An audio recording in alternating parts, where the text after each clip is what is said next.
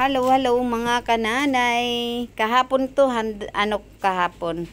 Nag-family day kahapon. Ngayon daw family day, pero in advance ko na kahapon. Sharing. Pero totoo yun. Alam nyo mga kananay, minsan lang ako gagawa nito. Salo-salo kami ngayon tanghali.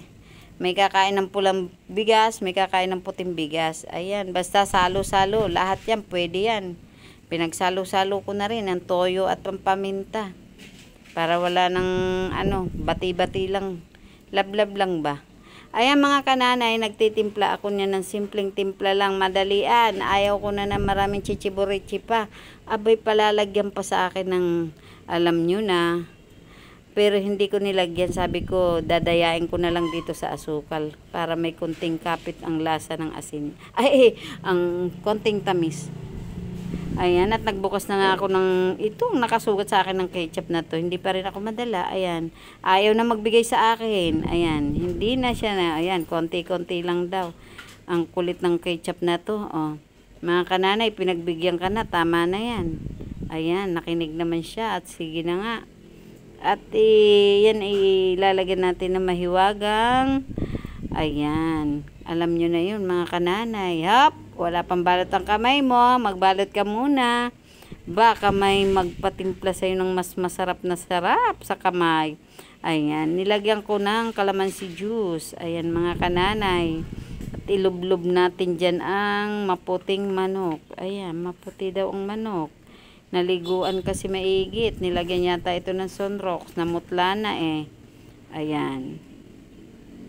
At yan ang mga kananay, ilublob natin maigi yan. I-marinate natin ng 30 minutes at nagnegro na nga. Namula-pula pa. Ayan. Ganyan, ilang piraso lang yung manok na yan. Marami naman ako, ilan-ilan lang naman kami, awa ng Diyos eh. Mairaos lang itong tanghalian mga kananay. Nilagyan ko rin ng ilang gayat na liempo. Ayan. Hita ng manok, 2 hita ng manok at saka 2 pitso ng baboy. Pitso ng baboy, pitso ng manok.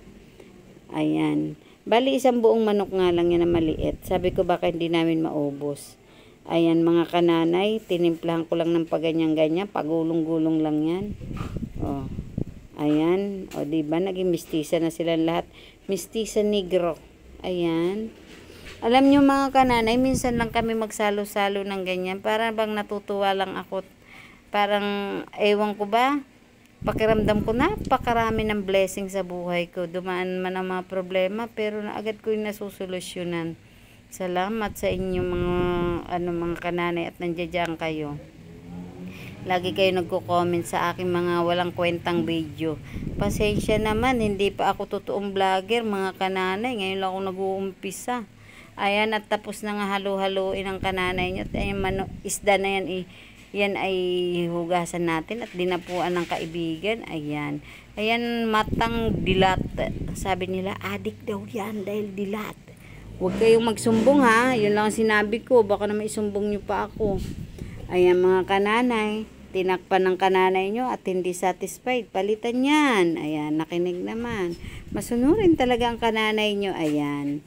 At yan ay mamarinate natin ng 30 minutes at hahalo-haloin na natin itong ating panghalo o palaman sa isda, sibuyas, kamatis. Ayan, may kalamansi na yan sa ilalim. Sibuyas, kamatis at dahon ng sibuyas din. O, paminta. Ayan, ganyan lang kasimple. Wala akong mga seasoning talaga nilalagay sa pagkain. Yung mga nakakakilala sa akin kung paano ko magluto, ayan, alam nila yan na wala akong seasoning. Ayan, hindi ko sinisira ng produkto nila, pero hindi ko pwede ipakain sa pamilya ko. Ayan mga kananay, ayan, at babalutin na natin nang hindi na makakawala ang isdang iyan. Babalutin natin ang tilapia at lalagyan ng palaman.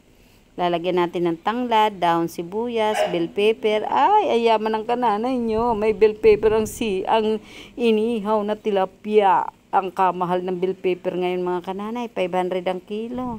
Ay, at kumuha lang naman ako ng 2 piraso.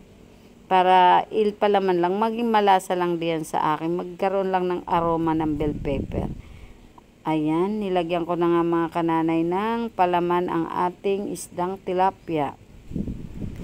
At yung pulang isda na yan mga kananay, hindi ko talaga alam kung ano ang tawag dyan. Ang sabi lang sa akin na nagtitinda dyan, masarap daw yan inihaw. Kaya kahit medyo may kamahalan, sige, at mahal ko naman ang pamilya ko, o bilhin. Ayan, hindi nagkasya, sinungalngal na po ang ceiling green. Ayan mga kananay, At lalagyan nga natin dito sa gitna ng bell pepper para aroma siya. Ay, sarap niyan mga kananay. Ayan, pero mga kananay, pag andyan na iyan sa harapan ko, hindi na talaga ako makakain. Siguro nabubusog na ako sa pagluluto. Ayan, binilot-bilot na parang suman. Masarap yun kananay. Sausawan nyo na medyo may anghang, ay kadami makakain. Tapos mainit ang kanin, ay naku, kasarap talaga naman. Ayan mga kananay, araw ngayon ng linggo. Nagsara na kami, may kumakatok, hindi ko pinagbuksan. At kakain nga kami ng sabay-sabay. Kaya nga sabi ko, wag mo na ligpitin ang lamesa, ang tindahan, at tayo kumain at mag-pray muna tayo. At pinaglid ko na nga ng pray ang aking mabait na anak. Ay, kabait ng batang ngayon. Nag-lead siya kahapon ng prayer sa aming hapagkainan. Salamat sa iyo, anak. Ayan, nabalot-balot na. Mga kananay, pag naisipan nyo magsalo-salo, ganyan lang, simpleng ganyan lang, ipon kayong pamilya, pagkatas kumain, hiwa-hiwalay na, kanya-kanya uwi. Ay nako mga kananay, ang sarap ng buhay.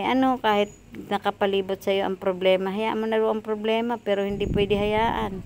Maniwala ako sa mga nagsasabi, problema lang yan.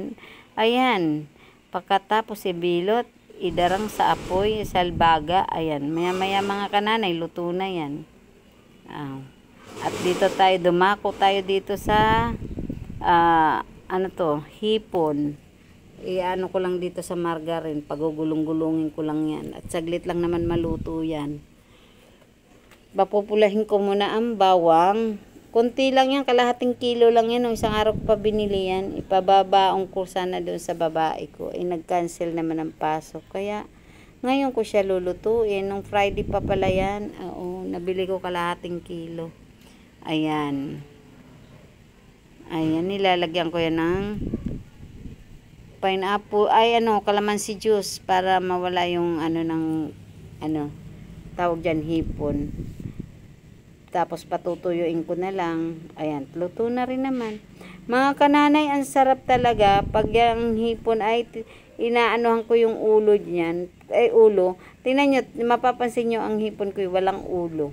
Tinatanggal ko ulo. Nilagyan ko rin ng asin, paminta. Walang ulo yan mga kananay. Kasi parang duming-dumi ako doon sa may ulo. Yung sabi nila yun daw ay yun? Yung sinisip-sip. Hindi ko, ayoko nung ganun, malansa.